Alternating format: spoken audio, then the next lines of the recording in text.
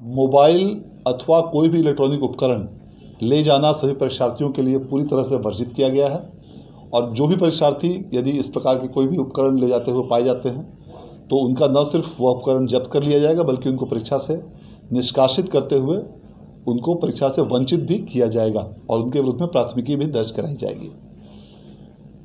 परीक्षार्थियों के लिए यह ध्यान देना अत्यंत आवश्यक है कि परीक्षा केंद्रों पर प्रवेश की अनुमति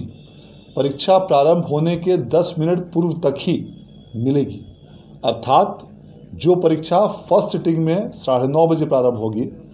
उस परीक्षा केंद्र पर परीक्षार्थी को 9:20 तक हर हाल में पहुंचना अनिवार्य होगा और जो परीक्षा द्वितीय पाली की 1:45 से शुरू होगी उन परीक्षा केंद्रों पर परीक्षार्थी को 1:35 तक पहुंचना अनिवार्य होगा। इसके बाद इस समय सीमा के बाद जो भी परीक्षार्थी यदि परीक्षा केंद्र पर पहुंचेंगे तो उन्हें परीक्षा में बैठने की अनुमति नहीं दी जाएगी। यह ध्यान देना इसलिए आवश्यक है क्योंकि ऐसा देखा गया है कि कुछ विद्यार्थी जो इसका अनुपालन नहीं कर पाते हैं, जो इस समय सीमा के बाद पहुंचते हैं, उनकी परीक्षा छूट जाती है और फिर उनका पूरा वर्ष या तो व्यर्थ हो जाता है या उनको वैकल्पिक माध्यमों से अन्य परीक्षा में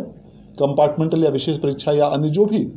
वैकल्पिक उनके लिए माध्यम उपलब्ध हों उसमें बैठने की बाध्यता होती है। इसलिए यह अत्यंत आवश्यक है कि सभी परीक्षार्थियों से मैं अपील भी करना चाहूँगा कि आप निर्धारित समय से काफ़ी पूर्व परीक्षा केंद्रों पर पहुँचें और यह जो समय सीमा 10 मिनट की दी गई है यह अधिकतम सीमा है, इससे भी आप काफ़ी पहले पहुँचें ताकि आपको परीक्षा केंद्रों पर प्रवेश में किसी भी प्रकार की दिक्कत ना हो और ट्रैफिक जाम या इत्यादि अन्य किसी भी प्रकार की यदि जिले में कोई समस्या होती है उसके कारण आपको परीक्षा में किसी प्रकार की कठिनाई नहीं हो। इस परीक्षा केंद्रों पर पूरी तरह कड़ाई के साथ कदाचार रहित और स्वच्छ परीक्षा कराने के लिए बिहार विद्यालय परीक्षा समिति द्वारा सभी जिलों के डीएम्स को और एसपीज को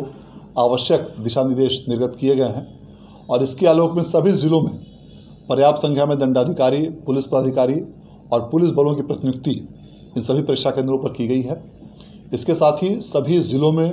जोनल दंडाधिकारी, सुपर जोनल दंडाधिकारी और फ्लाइंग स्क्वाड्स की भी प्रतिनियुक्ति की गई है। परीक्षार्थियों का 2 बार फिस्किंग करने का निर्देश दिया गया है, एक बार गेट पर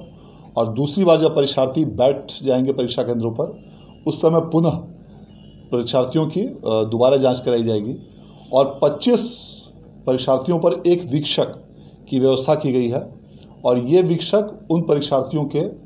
सफल और कदाचार रहित परीक्षा संचालन के लिए पूरी तरह से जिम्मेवार होंगे और इस आशय का उन्हें घोषणा पत्र भी दिया जाना है।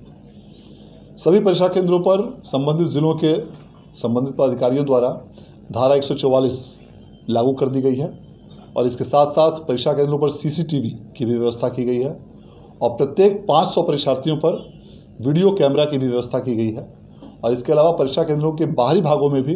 वीडियोग्राफर की भी व्यवस्था की गई है।